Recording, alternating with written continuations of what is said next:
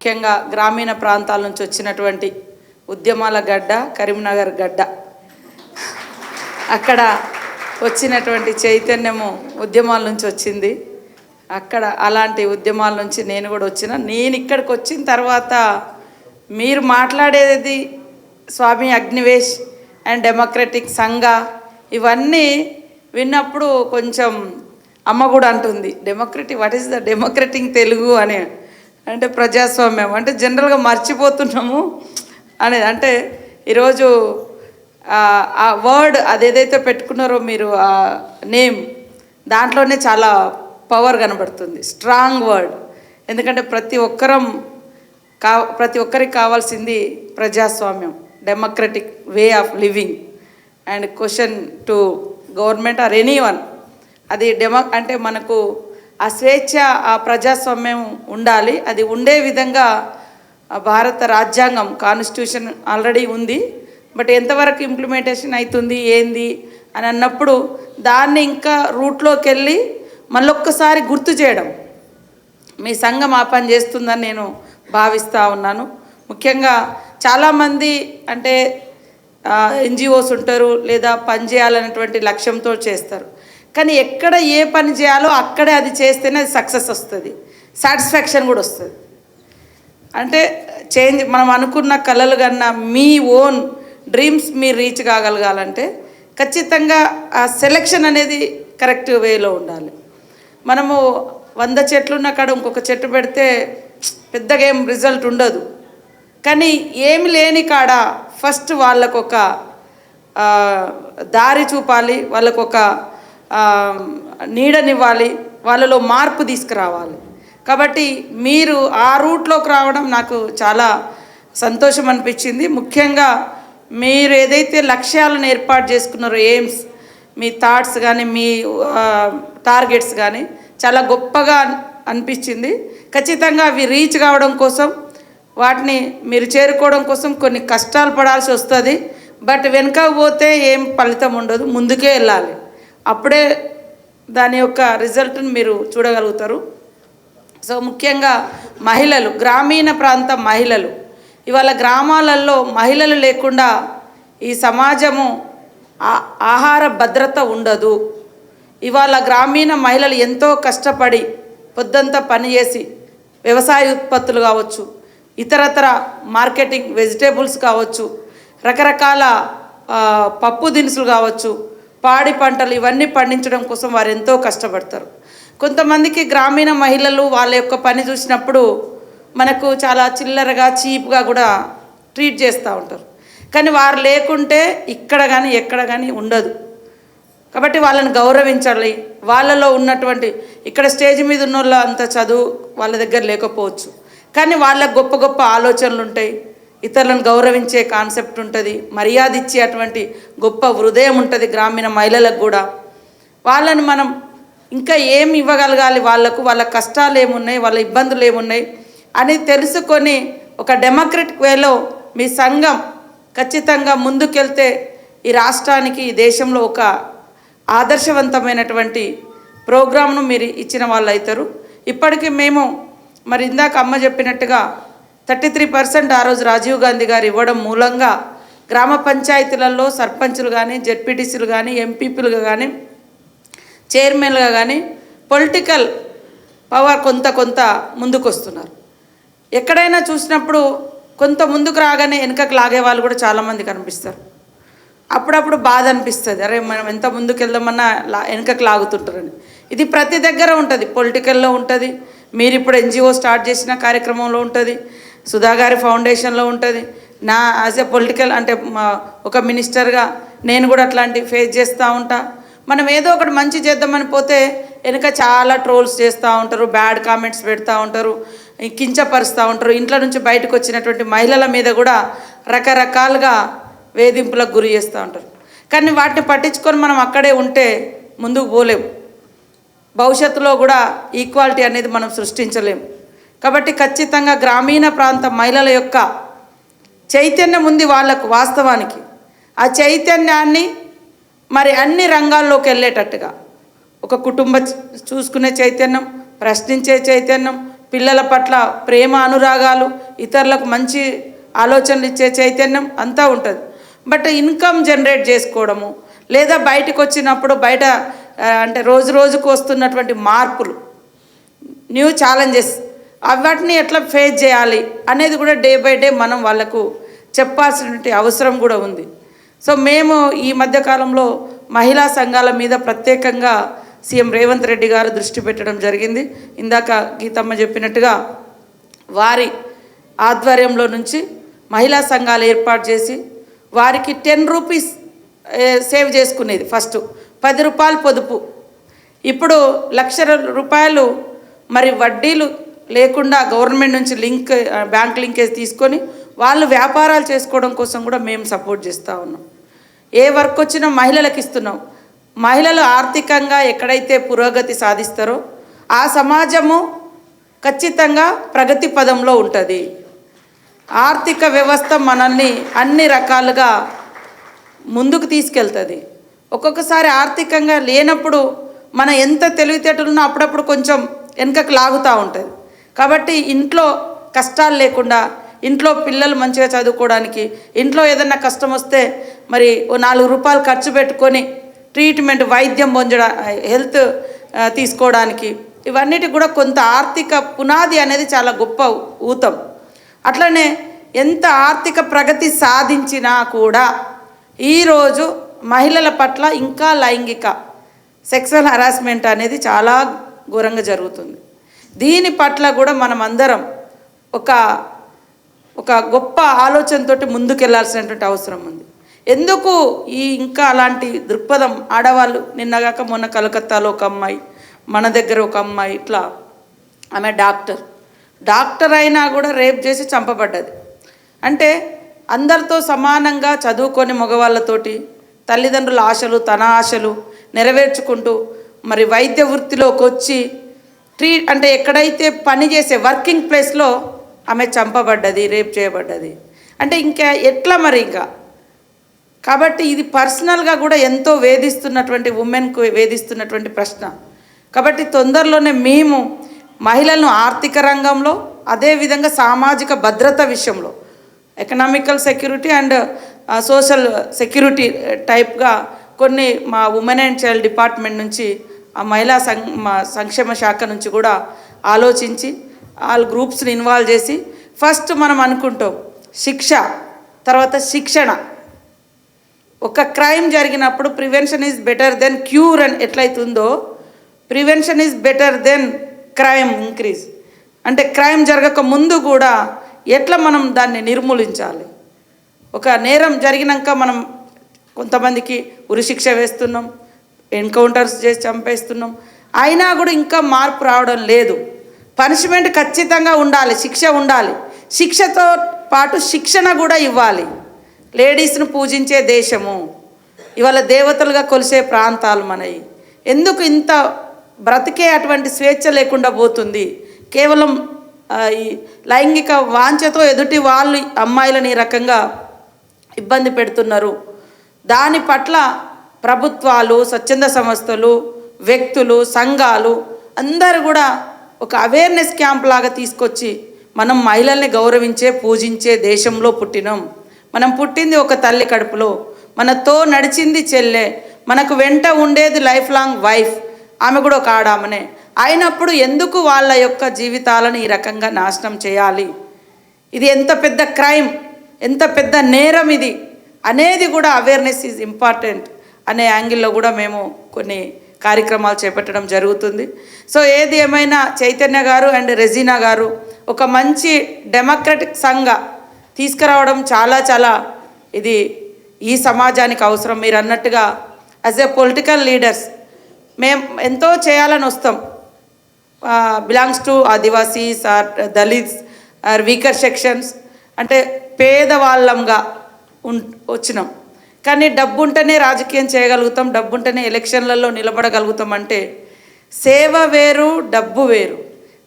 కాబట్టి వీళ్ళలో సేవ చేసే సామర్థ్యం ఉందా లేదా ఈ మహిళలో, లేదా ఈ ఎమ్మెల్యే, ఈ ఎంపీ క్యాండిడేట్లో వీళ్ళలో ప్రజల పట్ల ఒక కన్సర్న్ ఉందా లేదా, ఒక ప్రేమ, ఒక దృక్పథము, ఒక సేవ చేసే ఆ శ్రమను గౌరవించే లక్ష్యము ఉందా లేదా అని చూసుకొని ఎలెక్ట్ చేయాలి అనేటువంటి కాన్సెప్ట్ను కూడా మీరు ఇప్పుడు ఇంట్రడ్యూస్ చేసినందుకు నాకు చాలా సంతోషం అనిపించింది. మేమందరం కూడా వరి అవుతుంటాం, అసలు అంటే డబ్బు ఉంటే తప్ప ఇంకా మనం ఎంత చేయాలనుకున్నా అంటే రాజకీయాలలో ఎన్ని రోజులు కష్టపడతాం ఎలక్షన్స్కి వచ్చేసరికి ఎక్కడెక్కడో ఎవరెవరో అట్లా అంటే వచ్చేసి డబ్బులు కుమ్మరిస్తూ ఉంటే ఒక్కొక్కసారి మనలో ఉండే అటువంటి ఇన్నర్ ఏదైతే ఉంటుందో చేయాలనేటువంటి తపన అవి ఒక్కొక్కసారి మనల్ని మనం వెనుకకు లాగేస్తూ ఉంటుంది, ఇట్లా అవుతుందని.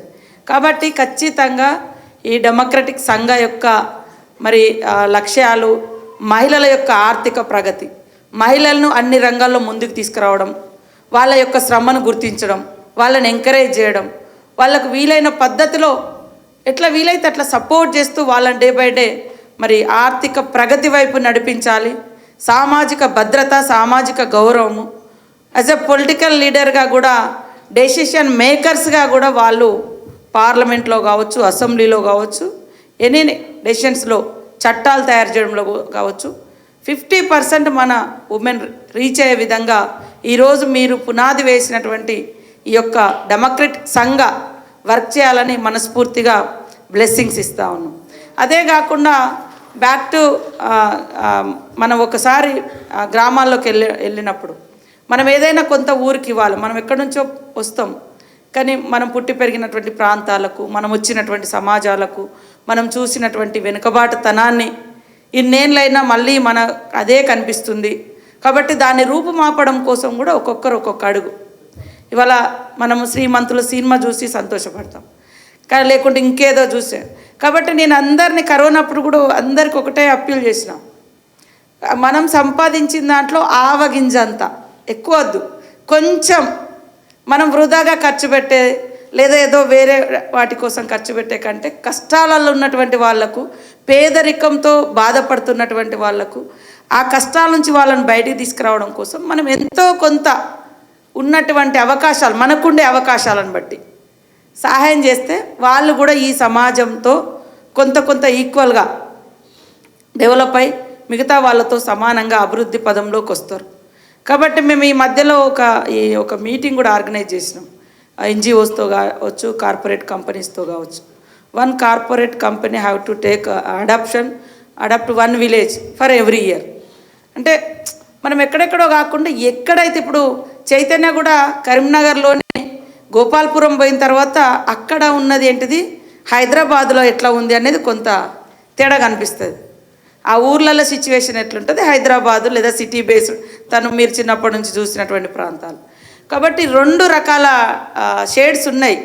అంటే ఈ మన అభివృద్ధిలో కూడా అంతరాలు కూడా బాగా కనిపిస్తున్నాయి. ఈ అంతరాలను రూపుమాపినప్పుడే ఈక్వాలిటీ లేదా developed state or developed country అనేది మనం చూడగలుగుతాం, సొసైటీ అనేది డెవలప్డ్ సొసైటీ అనేది చూడగలుగుతాం. కాబట్టి ఎక్కడైతే బాగా దూరంగా అభివృద్ధికి కష్టాలలో ఉన్నారో వాళ్ళ వైపు మీ ఫ్రెండ్స్ కానీ, మీ సంఘాలు కానీ, మీ మిత్రులు కానీ అట్లా వచ్చి తిరగండి, స్టడీ చేయండి. దానికి కావాల్సినటువంటి సొల్యూషన్స్ కూడా అంటే గవర్నమెంట్ నుంచి మేము తీసుకునే వాటిని కూడా మీరు ఒకసారి స్టడీ చేయండి. అట్ ద సేమ్ టైం మీరు స్టడీ చేసి మీరు తీసుకొచ్చినటువంటి విధానాలు ఏవైతే రిఫార్మ్స్ తీసుకురావాలనుకుంటారో అవి కూడా మాతో షేర్ చేయండి. తప్పకుండా మీ అందరి సహాయ సహకారాలతో మహిళల యొక్క ప్రగతి, మహిళల యొక్క ఆర్థిక ప్రగతి, రాజకీయ ప్రగతి, సామాజిక భద్రత ఇవన్నీ కల్పించి సొసైటీలో మహిళల యొక్క ఇంపార్టెన్స్ను పెంచే విధంగా ఈ డెమోక్రటిక్ సంఘ్ వర్క్ చేస్తుందని భావిస్తూ చేయాలని మనస్ఫూర్తిగా కోరుకుంటూ మరి మహిళలను మనమందరం గౌరవిద్దాం, కాపాడదాం. అదేవిధంగా వారి యొక్క ఆశలు ఆశయాలకు అనుగుణంగా ఇండ్లల్లో కొడుకులు కానీ, భర్తలు కానీ, తండ్రులు కానీ ప్రోత్సహించే విధంగా, సపోర్ట్ చేసే విధంగా ఖచ్చితంగా ఈ మేల్ డామినేషన్ నుంచి ఈక్వాలిటీ వచ్చే విధంగా ముఖ్యంగా అవేర్నెస్ ప్రోగ్రామ్స్లలో కూడా మీరు ఎక్కడ మీ సంఘం మీటింగ్ పెట్టుకున్నా అక్కడ ఖచ్చితంగా మగవాళ్ళకి, ఆడవాళ్ళకి అంత తర్పిది ఇస్తాం, కానీ ఇక్కడ సఫర్ అయ్యేది బై ద మెన్ కదా, మగవాళ్ళ నుంచి కొంత సపరేషన్కి గురవుతుంటారు. కాబట్టి అక్కడ కూడా మార్పు రావాలి, మగవాళ్ళల్లో ఆలోచించే తీరులో మార్పు రావాలి. ఆడవాళ్ళ పట్ల మగవాళ్ళకు ఉండేటువంటి ఒక తప్పుడు, అంటే మీరు తక్కువ, ఇంటికే పరిమితమై ఉండాలి, పిల్లల్ని కనాలి, పిల్లల్ని కంటే కూడా మగ పిల్లల్నే కనాలి, అయితేనే వారసులు ఇచ్చినట్టు, లేకుంటే డైవర్స్ ఇస్తాం, ఇట్లాంటి ఆలోచనలు కూడా మార్చే విధంగా మీ సంఘ్, మీ డెమోక్రటిక్ సంఘ్ వర్క్ చేయాలని కూడా మనస్ఫూర్తిగా కోరుకుంటా ఉన్నాం. తప్పకుండా మా అందరి సపోర్టు, నేను కానీ గీతమ్మ కానీ మా గవర్నమెంట్ పరంగా కానీ మీరు తీసుకునే మంచి ప్రోగ్రామ్స్కు మేము ఎప్పుడు కూడా సపోర్ట్గా ఉంటామని తెలియజేస్తూ wish you all the best. Regina, actress, social worker and entrepreneur. చాలా రోజుల తర్వాత రెజీనాని కలుస్తున్నాం. చాలా ఎక్సైటెడ్గా ఉంది నాకు. చాలా కొత్త విషయాలు జరుగుతున్నాయి తన లైఫ్లో. ఏం జరుగుతున్నాయి తన్నే అడిగి తెలుసుకుందాం. Hi Regina, how are you? Hi Taruna, I love the energy. Thank you so much. It's infectious. ఇక్కడ వస్తుంది అది. Thank you so much Regina. ఎక్కడున్నారు, ఏం చేస్తున్నారు ఈ మధ్య? What is that latest news you want to share with us? Wow, actually చాలా చేస్తున్నాను, but I will start off with Democratic Sangha, because దానికోసం ఇక్కడ ఉన్నాం ఇవాళ. Well, Democratic Sangha is an NGO. Chaitanya has founded the NGO and I'm a co-founder. We also have 3 other very beautiful people who are part of it, who are trustees, and it's a a non-partisan organization. We plan on taking all of this forward, in the sense we want people to understand the importance of the democracy that we live in, and how it has been, we've been failing as public, and what we can do, how we can take this forward, how we can stand for our country, and yeah. From the cinema industry, it is expected that actor, actress or anybody should have a social responsibility. So అది ఆ తగ్గట్టుగా మీరు కూడా social responsibility పాటిస్తున్నారా? I think yes, you're right. Everyone has to have that social responsibility, whether it is towards the environment or towards the people or whatever it is. It's important for all of us to take that up. ఎందుకంటే మేము ఉన్నాం ఇక్కడ, like I was saying, roads బాగాలేదు అని చెప్పడానికి చాలా ఈజీగా ఉన్నాయి. మా రైట్స్ ఏంటి, ఐ డోంట్ థింక్ చాలామందికి తెలీదు వాళ్ళ రైట్స్ ఏంటి. We want people to know more about it. We want people to be more aware. We've started off with a rural women's leadership program, where we're trying to empower people from the lower socioeconomic strata, women from Dalit women, for example. We want to make everyone understand social responsibility is not for the classes or the masses. Ala em ledu. Social responsibility is for you and me, and adi me lopu nunchi ravali. We can light the fire, we can ignite that fire meelo, we can tell you what we want to do, but it should actually come in from you, and I think we will do a good job. ప్రతి మనిషికి ఒక trigger point ఉంటుంది. ఈ పాయింట్లోనే నేను ఇది చేస్తే బాగుంటుంది. మీ trigger point ఏంటి? ఎప్పుడు అనిపించింది మీకు? As I grew older అండి, because while you're growing, you think only of yourself. నేను ఇది చేయాలి, నేను అది చేయాలి, ఇది సాధించాలి, అది సాధించాలి. You keep thinking. Then as you grow older, you're like, ఇది మాత్రమే లైఫ్ కాదు కదా, చాలా ఉంది. అండ్ దెన్ మీరు చూస్తారు కదా అందరిని చూసేటప్పుడు, యూసే నా లైఫ్ ఇలా ఉంది, వాళ్ళ లైఫ్ కూడా అలా ఉండొచ్చు కదా. And it's all about awareness and education. And education is not నేను 10th పాస్ 12th పాస్ ఈ స్కూల్కి వెళ్ళాను, ఆ కాలేజ్కి వెళ్ళాను, ఈ యూనివర్సిటీకి వెళ్ళాను, అలా కాదు. It's more about your civic sense, your presence of mind, environment కోసం ఏం చేస్తున్నారు, then people of the lower socio-economic status, అది కూడా మీ బాధ్యత. we feel like అది నా బాధ్యత కాదు కదా, నేను ట్యాక్స్ కడుతున్నాను, గవర్నమెంట్ చూస్తారు, అది వాళ్ళ పని. అది it's really not their problem or their situation to handle all the time. మేము కూడా చేయొచ్చు actually. And I feel like అది చేసేటప్పుడు ఎంపవర్డ్ ఫీలింగ్ వస్తుంది కదా, నేను కూడా చేయొచ్చు, I can do these things. I think that's the most important thing. So మిమ్మల్ని చూస్తే ఫ్యూచర్ ఎమ్మెల్సీఓ, ఎంపీనో, ఒక పొలిటీషియన్లా మాట్లాడుతున్నారు. ఏమంటారు? ఏమైనా పాలిటిక్స్లో అడుగు పెడుతున్నారా? ఫస్ట్ టైం ఇది ఎవరు కెమెరా ముందు అడుగుతున్నారు. But I always believe in taking it one step at a time అండి. సో ఐ ఫీల్ లైక్ ఇది నేను చేయాలి, అందుకే నేను చేస్తున్నాను. అండ్ రేపు ఏమవుతుంది నాకు తెలీదు, కానీ ఇవాళ ఇది నేను చేస్తున్నాను. And I will continue doing it till I probably die. So okay, coming to your screen presence, of course we all love you on screen. You are featuring you and Trisha coming together. Our project guరించి చెప్పండి. Okay, Vidaamuyarchi, Ajith sir ఉన్నారు, Ajith Kumar, Trisha and Arjun sir, action king Arjun and చాలామంది ఆరవ్ చాలామంది ఉన్నారు. It's really nice film, thriller అండి. It's directed by మగిర్ Thirumeni. We shot in Baku and we also shooting in Hyderabad. And yeah, it's a fun film. నా character కొంచెం డిఫరెంట్గా ఉంది. So be ready to actually watch some crazy kick ass action అన్నీ చూడడానికి రెడీగా ఉండండి. So women కోసం ఎంత చేస్తున్నారు? So on screen 2 women on screen together వస్తే మాటలు ఏముంటాయి? మీరు త్రిష ఏం మాట్లాడుకున్నారు? She's a lot of fun. She's a fun person to hang out with. Settle ఉన్నప్పుడు it's not like you meeting for the first time. It's not like ఓ నా senior ఉన్నారు అలా ఏం లేదు. She's so much fun. మాట్లాడుతూనే ఉన్నాం మేము. So yeah. Okay, so what next? What is that gratitude thing you want to share with all the NTV viewers? Oh wow, please practice gratitude. అది నేను చెప్పాలి. గ్రాటిట్యూడ్ని ప్రాక్టీస్ చేయండి. Because the moment you start practising gratitude you see the world through a different lens. The more you accept and the more you are happy and the more you say you more grateful you are for what you're getting. Be it this small, ఇంత చిన్నగా ఉంటే పెద్దగా ఉంటే పర్లేదు. Just be grateful for what you're getting. The world will be a different place really. Thank you so much, Regina. Wonderful talking to you.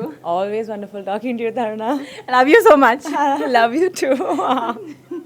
చూసారు కదా, that was Regina. As always చాలా ఎనర్జెటిక్గా, చాలా లవింగ్గా గ్రాటిట్యూడ్ ప్రాక్టీస్ చేయండి. ఎందుకంటే లైఫ్లో మిమ్మల్ని మీరు యాక్సెప్ట్ చేసి గ్రాటిట్యూడ్ అనే ఒక భావంతో ఉంటే చాలా బాగుంటుంది అంటున్నారు.